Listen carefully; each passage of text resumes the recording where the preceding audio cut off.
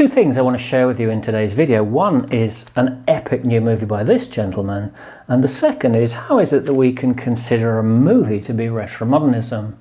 Well, stick around, put your comments and questions in the space below. Better still, subscribe to the channel if you reckon you're getting bang for your buck and you want to see more. The Five Bloods then is the new Spike Lee movie. It's out right now on Netflix.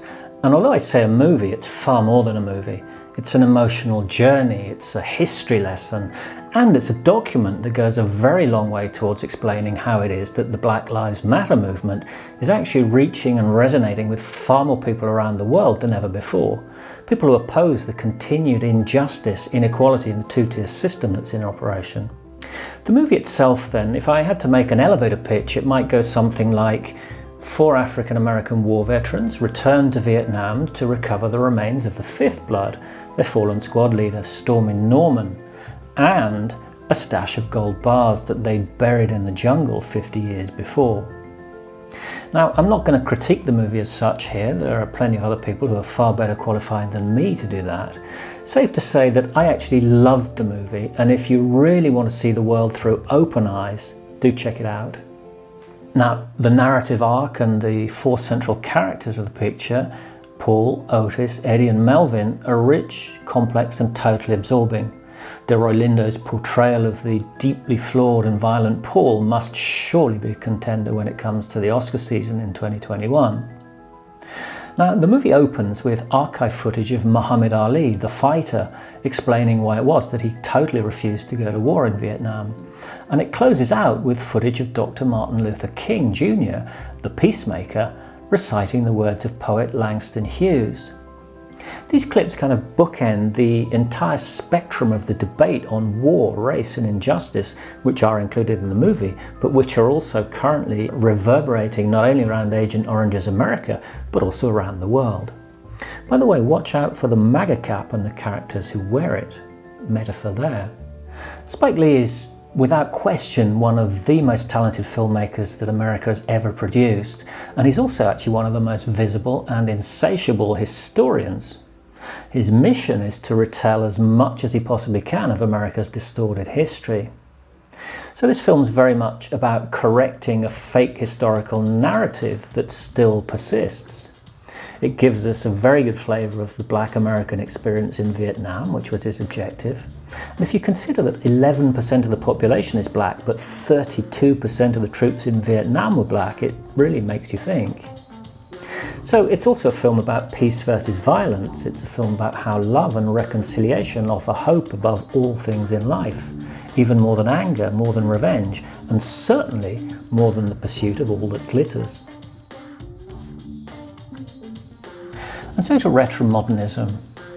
Now, just as he did in the Oscar-winning movie Black Klansman, Spike actually uses a blend of footage and cinematic, dramatic reconstruction to connect the past to the present. In The Five Bloods, he ramps up this technique to incredible effect, with the actual screen expanding in certain places to 16:9 and then contracting back to 4:3, depending on what we're watching. But it's all very natural. It's a journey that leads us through overlapping portions of fact and fact-based fiction. So where's the retromodernism in all of this? Well, just think back, or if you haven't seen it, go back and have a look at the last video we presented, with the 3 principles, the pillars that begin with imprinting. Spike's life journey as an African-American, a Morehouse grad and a Brooklyn boy, husband, father and brother, and the son of a jazz musician and a movie-loving mother. All of these feed the art and soul of the artist. The inspiration. Besides the historical events, there are themes that have actually been explored in other movies. The gold lust, as we saw it in Bogart's 1948 classic, The Treasure of Sierra Madre, as well as quite a few nods to Apocalypse Now in this movie. No details too small for Spike, and even the movie posters are an absolute work of art. Spike hooked up with Emory Douglas, whose graphic design became the very image of the Black Panthers printed material in the 60s, spreading a message with powerful visual media, but hand to hand. There was no social media then, of course. Now, I've had the very great privilege of working with Spike on several occasions, both in Rome on a historical piece featuring Mahatma Gandhi. That, by the way, had Tom Siegel, the fantastic cinematographer who worked on the Five Bloods movie, but also on Spike's home turf in New York, where we were working for the United Nations Millennium Foundation. So I can tell you firsthand that Spike's technique involves research and more research, and that is the bottom line of his filmmaking. There are no shortcuts, just a lot of passion and hard work. Finally, our three Retromodernist pillars, we have implementation. And Spike channels the imprinting and the inspiration perfectly, in my opinion, to create a stunning original, not just for our times, but also for Netflix, the platform so many people look to for cutting-edge cinema and genuinely creative contemporary content. So watch the movie, that's a given. Subscribe to the channel if you felt you've had value from it and really want to see more content like this. Above all, take away the message from this video, take away the message from Spike's movie.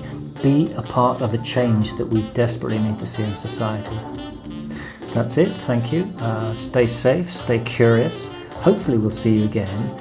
And lastly, thank you Spike for yet another stunning movie. Thank you.